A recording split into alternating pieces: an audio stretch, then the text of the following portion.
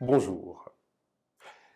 Le charisme, c'est l'état d'une personne qui naturellement séduit, voire fascine, influence, a une certaine facilité dans l'expression et qu'on a envie éventuellement de ressembler, tant par sa façon de s'exprimer que par son attitude.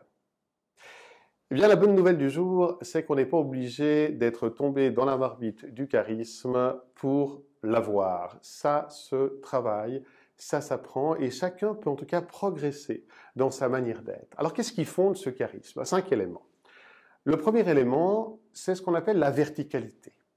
C'est le corps soit stationné, par exemple, à un pupitre d'orateur qui prend la parole, soit ce corps en mouvement, mais qui reste comme si on avait mis une espèce de fil comme ça, comme une marionnette, et qui est suspendu. Regardez par exemple en ce moment à la télévision le comportement ou la démarche des hommes politiques et leur façon de se mouvoir. Regardez bien ce tracé vertical du corps qui inspire une certaine autorité, une certaine confiance.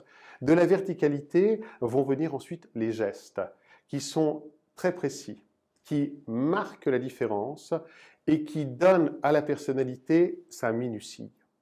Et ce geste que je fais là, vous l'avez déjà vu d'un personnage célèbre. C'est le geste d'Obama. C'est celui qui justement donne cette impression de minutie, de clarté, de précision qu'il donne à chacun de ses discours. Le deuxième élément, c'est le regard. Parce que ce regard doit être habité. Parce que je vais faire en sorte que les gens me suivent, que j'ai une salle de 400 personnes ou que j'ai simplement 3 clients potentiels lors d'une présentation. C'est le contact que je vais établir, c'est l'émotion qui va passer à travers ce regard et à travers le troisième élément qui est la voix qui va porter le discours, la voix qui donne cette impression des sentiments, des sensations, la voix qui gère son rythme, la voix qui embellit, qui met de la couleur. Ce sont les 3 premières données non verbales qui fondent ce qu'on appelle l'état de persuasion. C'est grâce à ce non-verbal que je vais être amené à persuader les autres.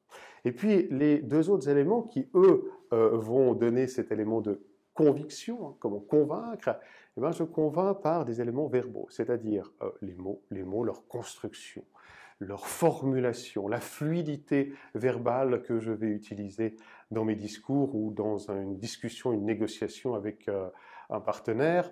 Et puis, le dernier élément, c'est cette présence d'esprit, cet esprit de répartie, ce sens de l'humour qui va faire en sorte que vous allez quelque part vous mettre un petit peu dans la poche votre public, faire en sorte qu'il puisse vous suivre. 5 éléments fondateurs de votre charisme à bien noter, à travailler les uns indépendamment des autres par l'exercice.